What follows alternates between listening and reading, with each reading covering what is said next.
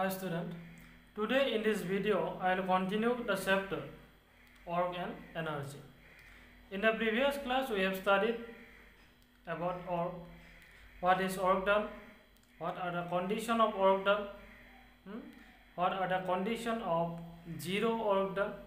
That means even we apply a force, org becomes zero, or even the object move or force is also applied, even then we can get a zero org done. So about all this we have discussed in the previous class. So today I am going to start from negative org done. Negative org done. Now what is negative org done? Suppose in a surface we place an object, okay? Then we apply a force on the object, capital F. This is our applied force. Applied force. And the object move to a certain distance and stop. So why the object stopped? Because when the object moves over the surface, there is a frictional force between the surface of the object and the surface over which it is moving. So this frictional force always opposes the motion of the object. The object is moving along this direction with a certain velocity, and this small f or frictional force opposes the motion of the object. So direction of displacement and direction of frictional force opposite. In this case, work done by frictional force W equals to F into S. Suppose this distance is S, the object is moved a distance S. This organ F into S, there will be a negative sign because direction of force and displacement are opposite. That is why, and this is called negative work done. So we can also take another example. Suppose this is a wall, okay? So I am throwing a ball on this wall,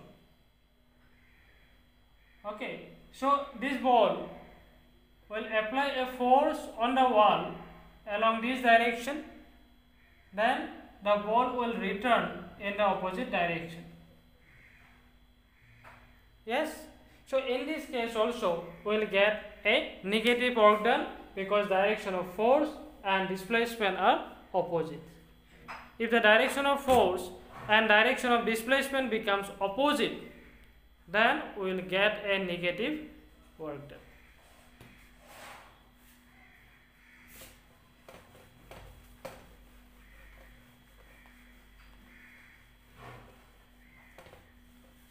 So our next topic is energy.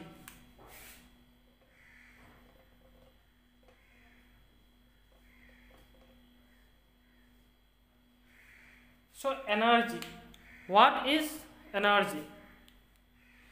In lifting an object or to throw an object, in our daily life, in every work, we need energy. So energy, actually it is the capability of doing work. So let's take some example.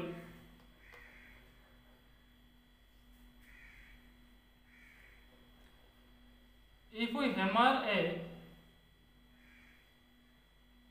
nail in wooden board, okay, what will happen? So this nail will move inside the wooden board if we hammer it, and this nail will get little bit heated. So in doing so, we need mechanical energy.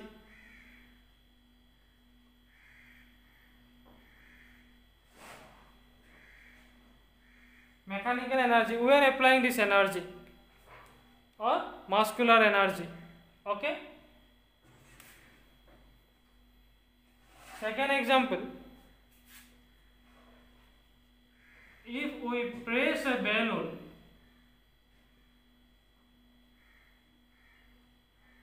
its shape will change. Okay, so if we press the balloon, its shape will change. Shape changes means we are doing a work done because we are applying a force on the balloon to press it, and its shape changes means work has been done. In doing so, we need energy. So in every purpose, in every work done, we need energy. So that is why it is called capability of doing work. In doing more work done, more energy we need. Let's consider this example again. Suppose this is our wooden board and it is the nail pen. If we hammer it, okay, in this case we will lose energy, and this hammer and nail pen will get some amount of energy. Okay, so in doing work done, the object which does work done, it will lose energy, and on which work is done, that object will get energy. Okay, so in this case energy will be transferred. Suppose we are riding a bicycle. Okay, in riding a bicycle, after some time we will feel tired. So why we feel tired? Because in riding the bicycle we will lose energy, and the bicycle itself will get some amount of energy, and that is why the bicycle will little bit heated or something will be like that. Or if we are driving a bike, okay, for driving a bike also we need energy, and if we drive it for a long time, then we will feel tired, but the bike will heat it up. So these are the various examples of energy and work done, which shows us that the object which does work done will lose energy, and the object on which work is done will get energy. Now there is two types of energy. One is kinetic energy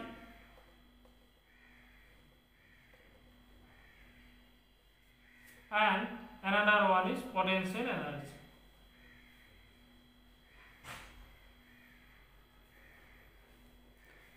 So kinetic energy are those energy which are associated with moving object, and potential energy are those energy which are associated with a stationary object. So first we will discuss about kinetic energy.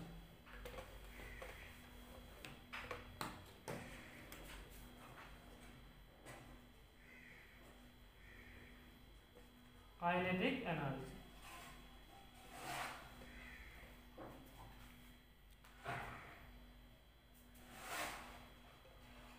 So this is the energy obtained by an object by virtue of its motion.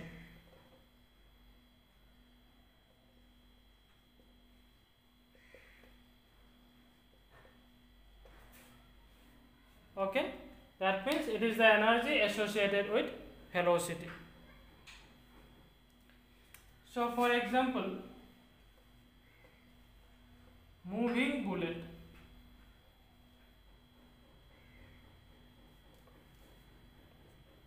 So this moving bullet can kill a person.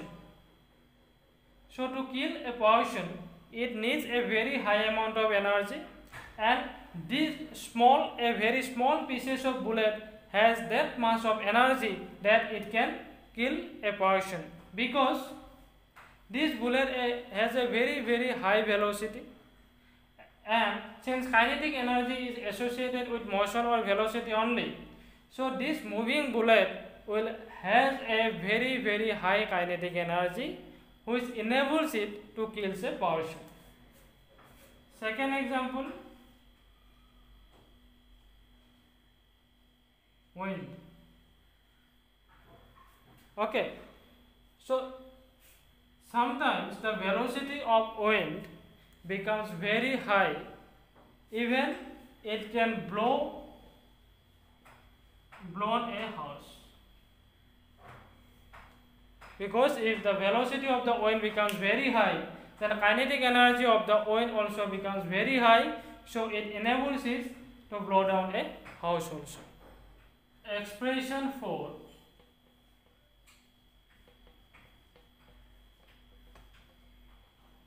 Kinetic energy. Ke means kinetic energy.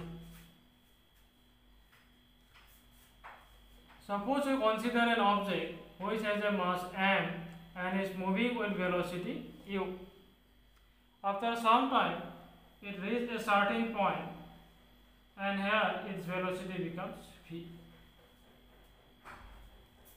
And from this point to this point, it moves a distance s. Okay, in this case, if we apply third equation of motion, we will get v square minus u square equals to 2as. A is the acceleration of the object. So from here, s will be equals to v square minus u square equals to twice of a. So again, from Newton's second law, force equals to mass into acceleration, and formula for work done equals to force into displacement, that we know.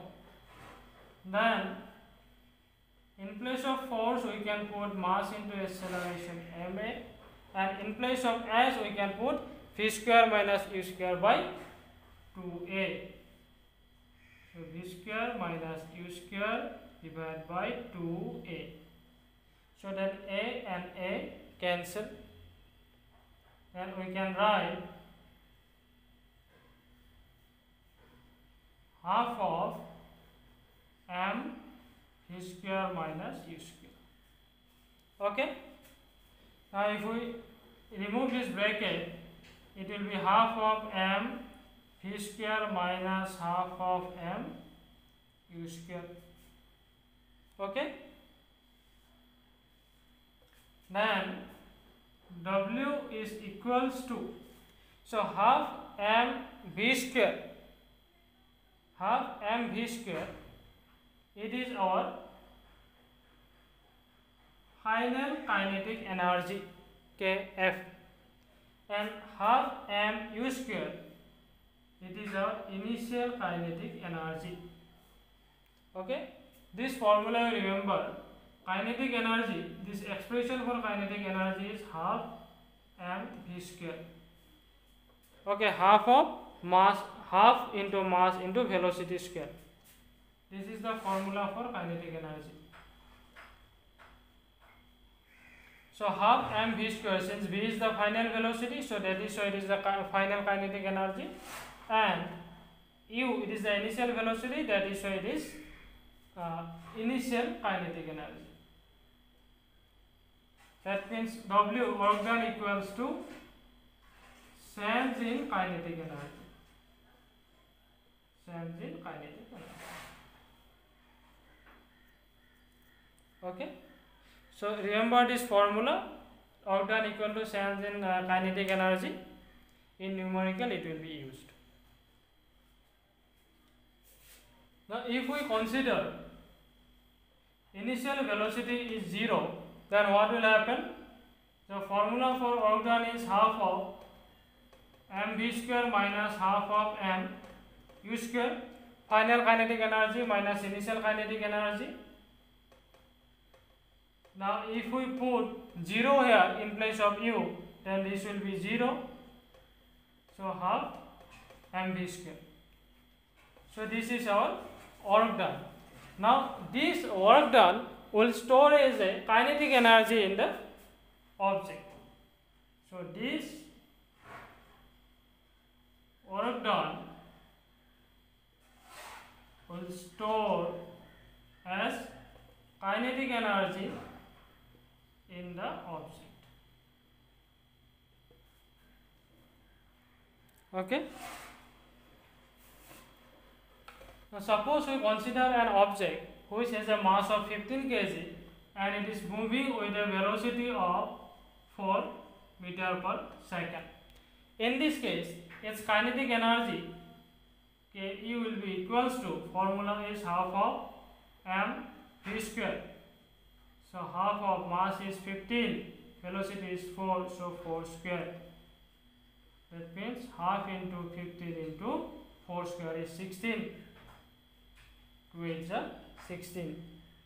So 8 into 15, 120 joule. Okay, you remember it? SI unit of energy is also joule. SI unit of work done is also joule, and SI unit of energy is also joule.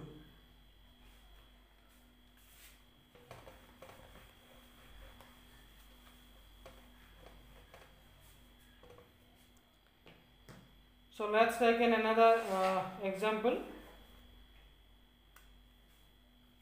Suppose this is a car. Okay, this is a car, and initially its velocity suppose 30 km per hour. Then after some time, when the car moves at this position, its velocity becomes 60 km per hour. Okay, and mass of the car is 1500 kg. Then in this case,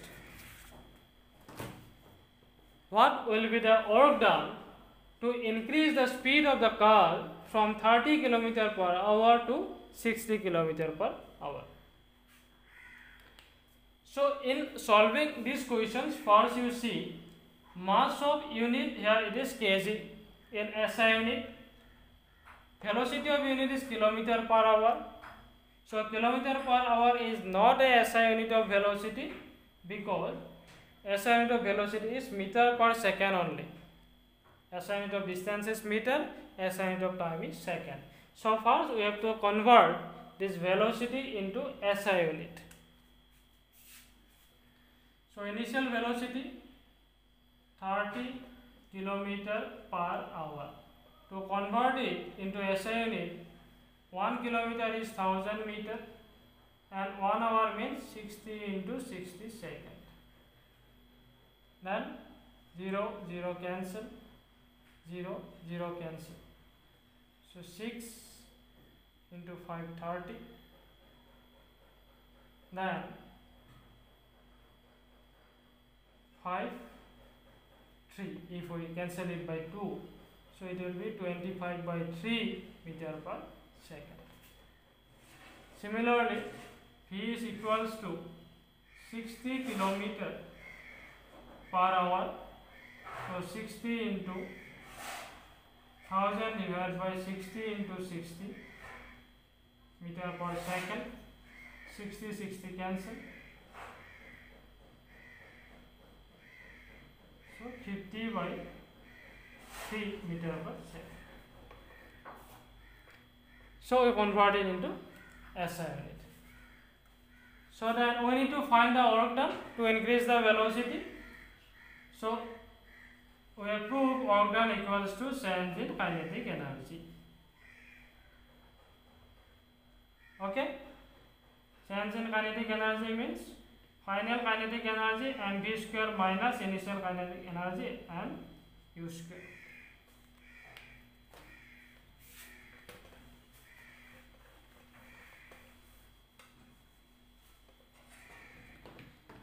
So half into m we can take common here. Half into m v square minus u square. Now we'll put this value.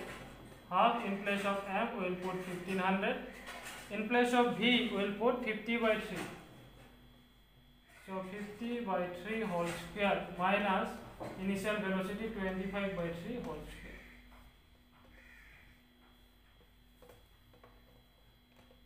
Okay, this is 750. So 750 into, if we square it, it will be 2500 divided by 9 minus 25 into 25, 625 divided by 9.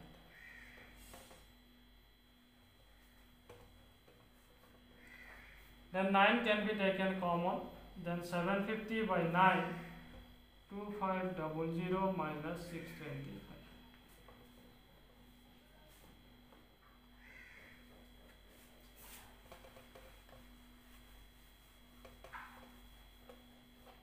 Now if we calculate this value, you will get this answer. 1563752. So this much amount of energy we will need to increase the speed of the car from 30 km per hour to 60 km per hour.